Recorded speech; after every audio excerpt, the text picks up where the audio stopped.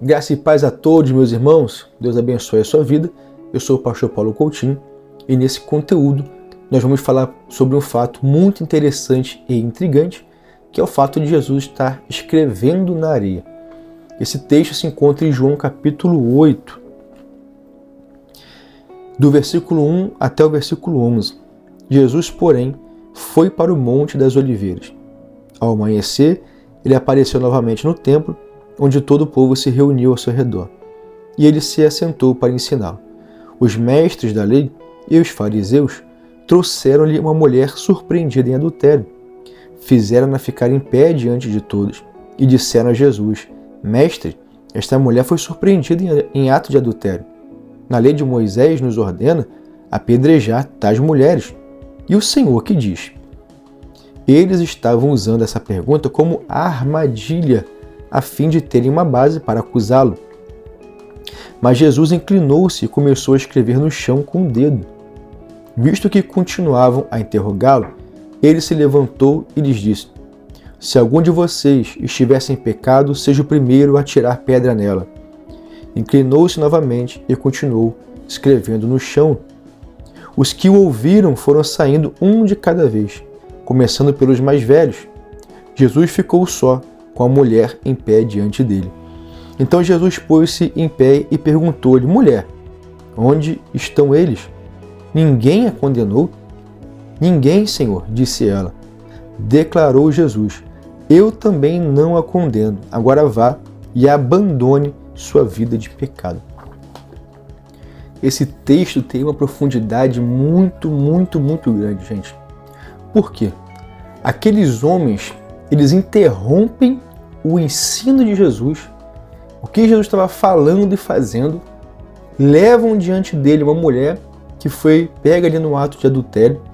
Esses mestres da lei e fariseus falam de forma maliciosa com Jesus, porque o texto diz isso, que eles queriam pegar Jesus pelo contrapé, uma forma de acusar Jesus.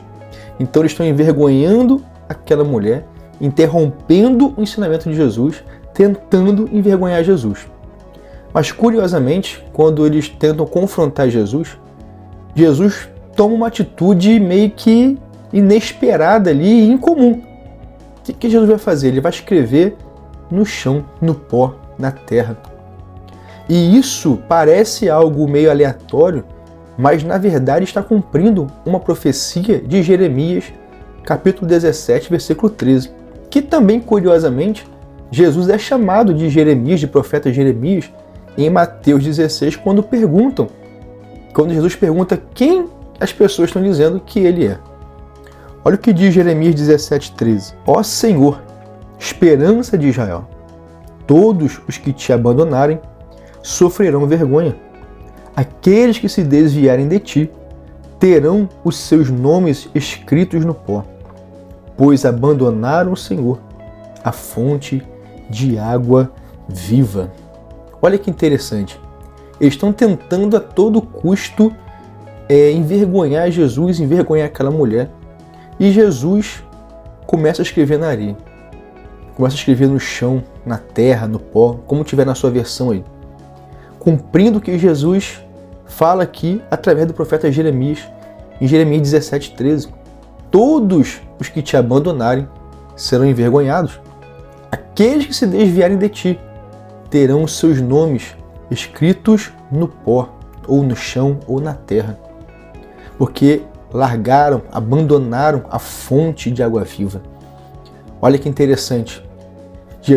Olha que dinâmica maravilhosa. Rapaz, isso é lindo demais. É como se Jesus estivesse ali mostrando para eles quem de verdade tinha abandonado mais a Deus. A mulher que foi pega num ato terrível de adultério, que inclusive o homem nem está lá junto com ela, para também ser condenado, julgado, alguma coisa do tipo. A gente já sabe que eles fazem isso de forma maliciosa. E Jesus está dizendo assim, quem é que está na pior situação? A mulher num ato terrível de adultério? Ou vocês, que dizem ser religiosos, conhecedores da palavra, os judeus, os que conheceram o Senhor lá no Monte Sinai, onde Deus se manifestou com glória, com poder, não sei o que mais. Quem é que está numa situação pior? ela que está no ato errado ou vocês que dizem estar fazendo certo, mas internamente já abandonaram a Deus há muito tempo. Quer ver onde Jesus fala isso? Mateus 15, versículo 8 e 9. Esse povo me honra com seus lábios, mas o seu coração está longe de mim. Em vão me adoram, diz lá o Senhor. Ou seja, externamente eles pareciam corretos, se vestiam de forma correta, às vezes até falavam alguma coisa correta, até adoravam a Deus. Mas o coração e a mente é revelado aqui em João 8, que eles já tinham abandonado a Deus há muito tempo.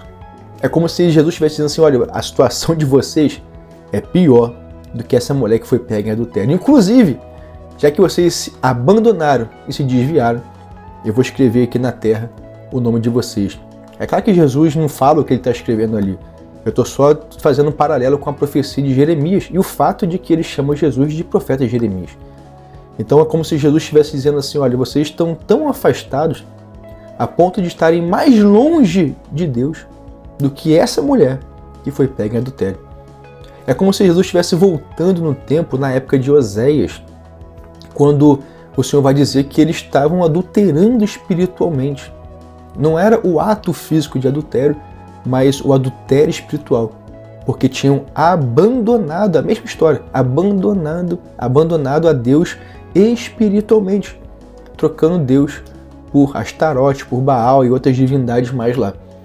Então olha que interessante, gente. Não adianta essas pessoas quererem envergonhar o Evangelho e a pessoa de Jesus. E aqueles que talvez estejam até errados, mas numa tentativa de impedir essas pessoas de se aproximar de Jesus, eles se arrebentaram. Porque quem permaneceu no final? Aqueles que queriam envergonhar ou aquela mulher que estava sendo acusada e envergonhada por eles? Jesus disse para ela, Jesus não concordou com ela. E nem passou a mão na cabeça dela, passou pano. Jesus inclusive disse para ela, no versículo 11 de João 8, vai e não peques mais. Vai e abandone, como está aqui na NVI, abandone a sua vida de pecado. Eles chegam até Jesus numa tentativa de parar a graça, porque no meio do ensinamento eles chegam para tentar acusar Jesus e obviamente prender e matar Jesus logo na sequência. Ou seja, eles tentaram parar a obra, tentaram parar a igreja, tentaram parar Jesus, tentaram parar o Evangelho, mas o Evangelho está aí até hoje, salvando aqueles que querem se aproximar da fonte de água viva e se arrepender e não querer mais viver a vida de pecado que tinha antigamente. E o meu conselho para você é esse. Com todo amor te falo aqui nesse conteúdo. Faça como essa mulher. Você quer seguir Jesus? Siga-o abandonando a sua vida de pecado. Porque o único problema do ser humano é justamente o pecado. Nada pode impedir a obra de Deus e a graça de Deus. Mas sabe lá no final, no dia do juízo, quando o Senhor vier e acabar com tudo, sabe o que é que vai acontecer?